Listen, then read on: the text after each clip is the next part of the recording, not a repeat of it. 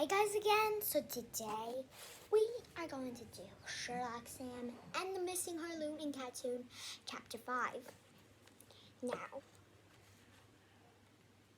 let's start. This place smells of delicious food, I said. We had just opened the door to Auntie Cameron's cooking classroom. We stood at the doorway, served the large room, which had multiple cooking stations. Each station had a portable stove and mini oven. At the front of the class was a large table, which was the teacher's table. "What are you all doing here?" a voice suddenly said behind us. "Ah!" Jimmy cried, causing all of us to jump. The book that he was holding tumbled onto the floor. "Oh, I'm sorry. I didn't mean to scare you," Jane said. A young lady said. "Jane, it's you! You gave us all a shock," Auntie Cameron said. "I saw you heading with children and a robot when I was coming out of the library. I was curious," Jane said. "This is my grandson, Jimmy, and his two school friends, Samuel and Wendy. The robot belongs to Samuel," Auntie Cameron replied, gesturing in my direction. "So cute," Aunt Jan said, pinching my cheeks, ignoring Watson completely. "How's your trap trade coming along, Jane?" Auntie Cameron asked. "Terrible! I've always overstew or understew it. I also think I may be putting it too much cabbage. We'll go through it again tomorrow, okay?" Auntie Cameron said. "Cabbage makes me fart sometimes," I said, to no one's in peculiar. Well, that's not the only thing that makes you fart," Wendy replied.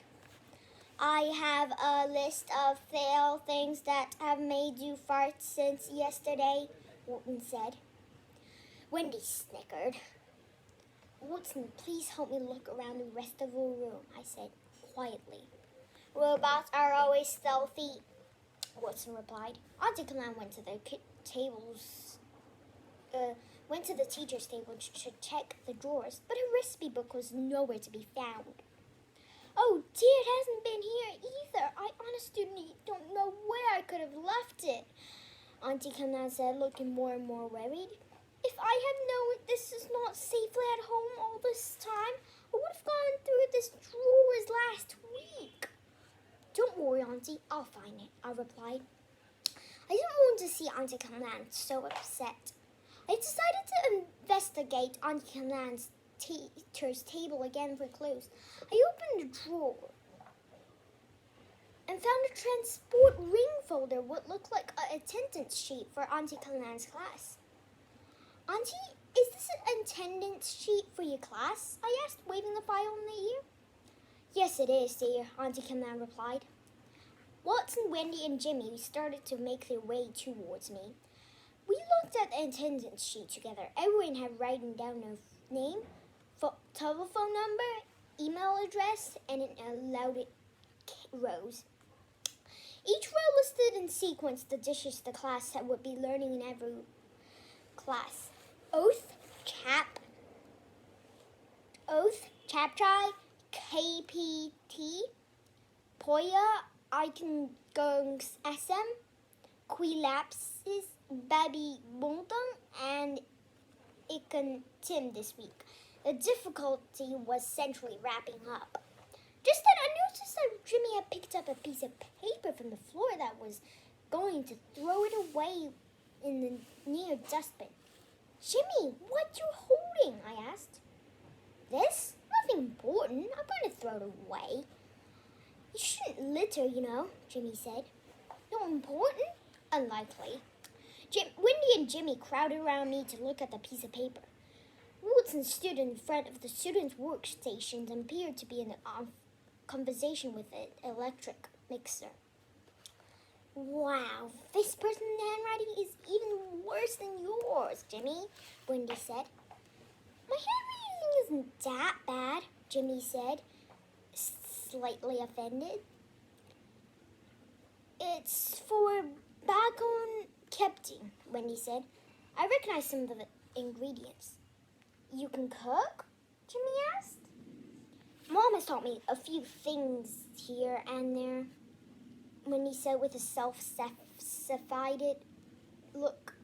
I bet you won't. And I won't even eat your. I bet you even I won't eat your cooking, I said.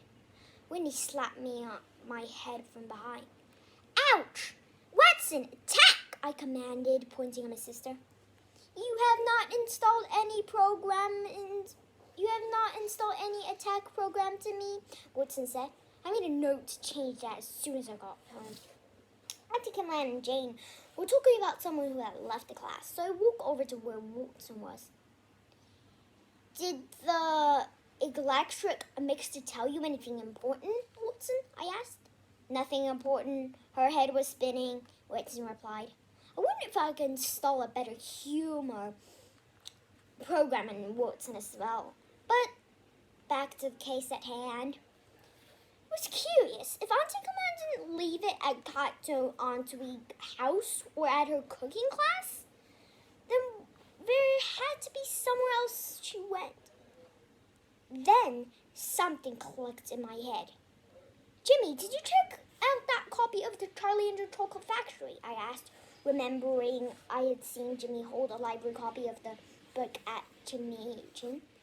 No, Mama checked it out for me, Jimmy replied cheerfully.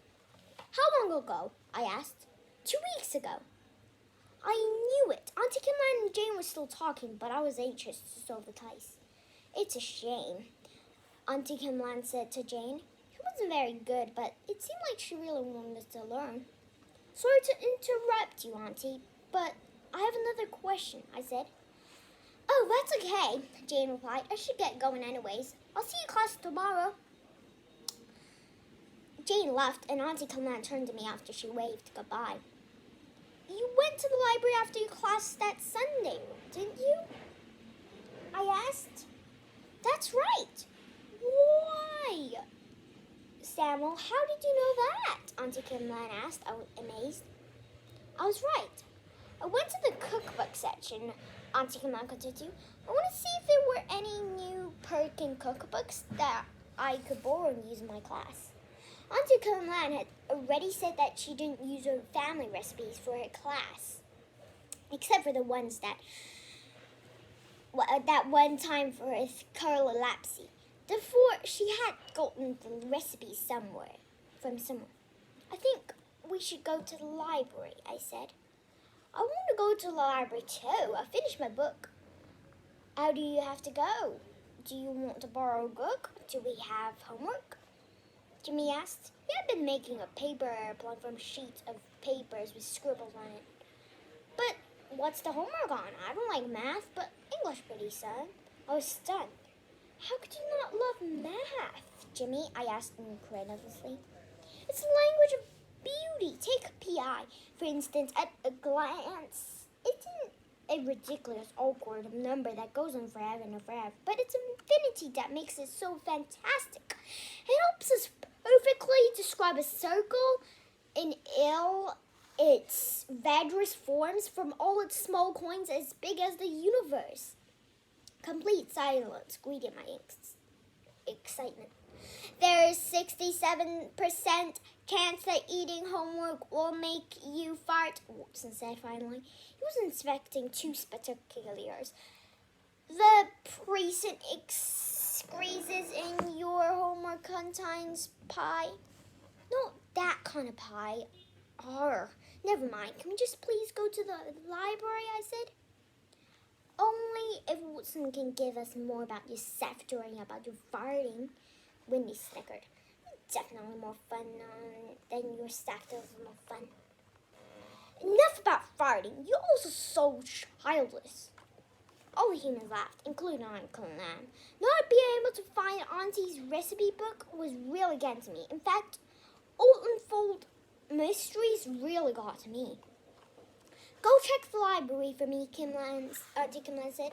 I'll tidy up a bit here and meet you there later. To the library, I shouted, and that's the end of chapter 5. Bye. And Don't forget to subscribe. And if you want to say anything about the story, comment below.